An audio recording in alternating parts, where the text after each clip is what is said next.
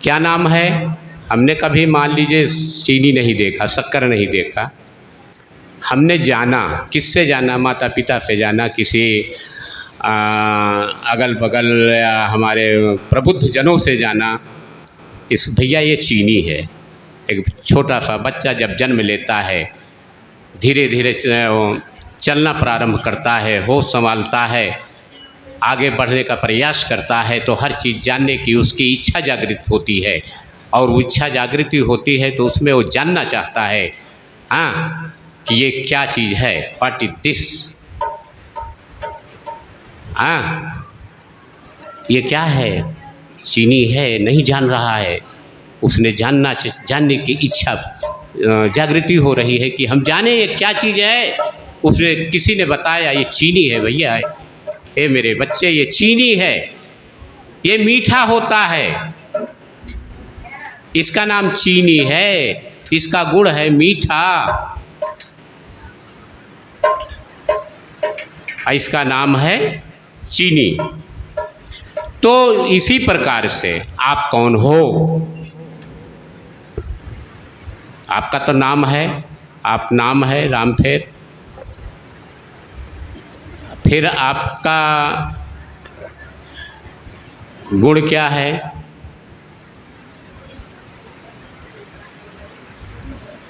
जड़ चेतन गुण दोषमय विश्व कीन्ह करितार, संत हंस गुण गहाई परिहारी वार विकार।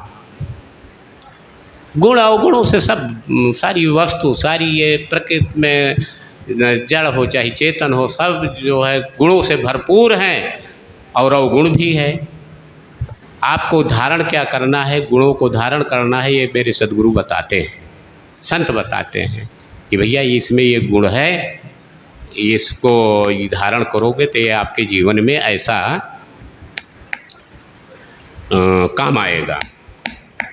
तो कहते हैं हमने उस चीज़ को जान लिया, चीनी को जान लिया, तो हम अपने आप को जान लिया, मैं कौन हूँ, कहाँ से आया हूँ, क्या कर्तव्य है। हम इस चेतन स्वरूप को समझ लें, जो मेरे अंदर अंतःकरण में चेतन शक्ति है, इसको समझिए। कहाँ जा रहे हो, कौन सा राह अपना रहे हो, इसी चीज़ का नाम ज्ञान है। सही मार्ग बताता है सदगुरु, सही मार्ग बताता है, सही मार्ग अपनाने का प्रेरणा देता है। और जब सही मार्ग होगा, सही प्रेरणा आपके मन में बैठेगा, आपके चित्त में बैठेगा, आपकी बुद्धि निर्मल होगी, आपको विवेक की प्राप्ति होगी। जैसे जैसे ज्ञान आपको मिलेगा, विवेक मतलब जैसे जैसे सत्संग की प्राप्ति होगी, जैसे कि संत वचन मिलेंगे, सदगुरु की वाणी का श्रवण करेंगे, वैसे वैसे आपको विवेक की जागृति होगी। बिन सत्संग विवेक न होई, राम कृपा बिन सुलभ न होई। तो आपको विवेक की जागृति होगी तो फिर ज्ञान बढ़ेगा, और जैसे ही ज्ञान होगा फिर आपकी भक्ति पर पूर्ण होगी, और भक्ति का नाम है समर्पण। जब आप भक्ति करेंगे आपके जीवन में त्याग आएगा, आपके जीवन में वैराग्य आएगा, और जब त्याग और वैराग्य आएगा तो आपकी भक्ति में प्रगाढ़ता आएगा। भक्ति स्वतंत्र सकल सुख खानी, बिन सत्संग न पावई प्राणी। भक्ति आप स्वतंत्र है, आप स्वतंत्र रूप से भक्ति कर सकते हैं, और ये सुखों की खान है। भक्ति स्वतंत्र सकल सुख खानी, इसी में सुख मिलता है, इसी में जीवन का निर्वाहन संभव है, इसी में जीवन का वो पूरा निहितार्थ है, इसी में सब समाहित है। जिस सुख की आप तलाश कर रहे हैं वो सुख आपके जीवन में है।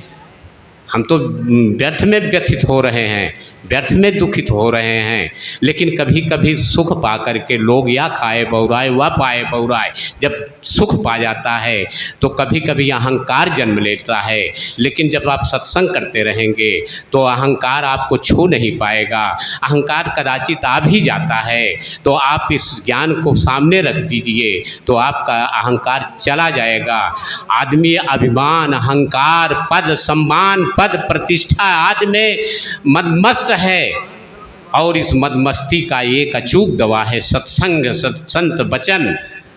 ये सब चूर्ण हो जाएंगे तो आपके जीवन में विशालता आएगी, आपके जीवन में सरलता आएगी, आपका जीवन में एक ऐसा उछाल आएगा कि जहाँ भी रहोगे वहाँ भी सुख का ही आभास आप करते रहेंगे। फिर आगे कहा है कि एक दृष्टांत है, जैसे अग्नि एक नाम है, उसका काम है जलाना और गर्म करना। जब अग्नि को हम देखते हैं, उसी अग्नि को देखने का नाम ज्ञान है। बात समझ में आ रही ने? अग्नि का एक अग्नि होती है, उसका गुण है जलाना, और जब हम अग्नि को देखते हैं, उस अग्नि को देखने का नाम ज्ञान है। कहने का मतलब किसी भी जो इस ब्रह्मांड में जो भी चीज़ें हैं उसका कोई नाम है, उसका कोई गुण है, और वो कोई चीज़ है, उसका नाम है, उसका गुण है। तो ये जो है इसी तरह निराकार, निरंकार, वाहे गुरु, गोविंद, अल्लाह, गॉड, यह सब अविनाशी निराकार के कृत्रिम नाम है, आर्टिफिशियल नेम है, कृत्रिम नाम है। तो अब इसका गुण है सब संसार की उत्पत्ति करना। इस निराकार का गुण क्या है? संसार का उत्पन्न करना, सारे संसार को भोजन देना, फिर प्रलय करना, यही इसका काम है। तो अब हमने इस निराकार को देखना है।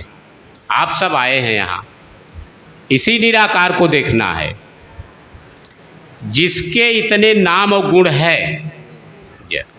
इसे देखने का नाम ही ज्ञान है।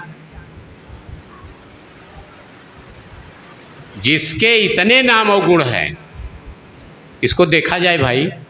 पहले बड़ा अचंभा होता था कि अरे भगवान को दिखाते हैं, निराकार को दिखाते हैं, सत्संग कटका में निराकार को दिखाते हैं। बड़ी अजीब सी कहानी है। बड़ा लोग तर्क वितर्क करने लगते हैं।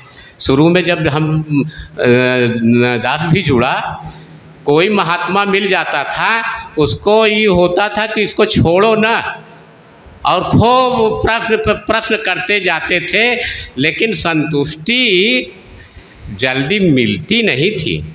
खूब प्रश्न पर प्रश्न हैं, और अंत में समझ में नहीं। लेकिन वो परम सौभाग्य का दिन आया, वह दिन भी आया जब परम पूज्य देहदयानी, परम पूज्य स्वर्गीय ब्रह्मज्ञानी मतलब बाबा शिवमंगल जी का सानिध्य दास को मिला, तब बात समझ में आई। नहीं तो जल्दी समझ में नहीं आता कि कोई जो है परेशान होता है, भौतिक समस्याओं से त्रस्त होता है, दुखी होता है, पीड़ित होता है, संशय होता है, भ्रमित होता है, तब सोचता है कि चलो सत्संग में भाई, चलो कटका में चलो, कुछ मिल जाएगा। कहते हैं वहाँ भगवान दिखाते हैं, कहते हैं वहाँ दुख दूर होता है, कहते हैं वहाँ सुख मिलता है, चलो भाई चलो हम भी देखते हैं। आप आए, आपका दुख मान लीजिए नहीं दूर हुआ, अरे भैया किसी डॉक्टर के पास जाओगे तो डॉक्टर एक दवा लिखेगा, दवा खरीदोगे, एक खुराक खाओगे, थोड़ा सा आराम मिला, कभी कभी नहीं आराम मिलता है, तो क्या वो डॉक्टर खराब है? अरे भाई आप धैर्य रखिए, आपको दवा दिया गया है, 2-4 खुराक खाइए, 5 खुराक खाइए, आराम मिलेगा, विश्वास करिए। आप अगर सत्संग में आए हो, इस कटका में आए हो, इस सत्संग में स्नान करने आए हो, धैर्य रखो, धीरज रखो, विश्वास रखिए। एक बार में एक रविवार को नहीं ठीक हुए, दूसरे रविवार को नहीं ठीक हुए, तीसरे रविवार को कुछ ठीक हुए, चौथे रविवार को कुछ ठीक हुए, 5वें रविवार को आप पूरी तरह से ठीक हो जाएंगे। हैं?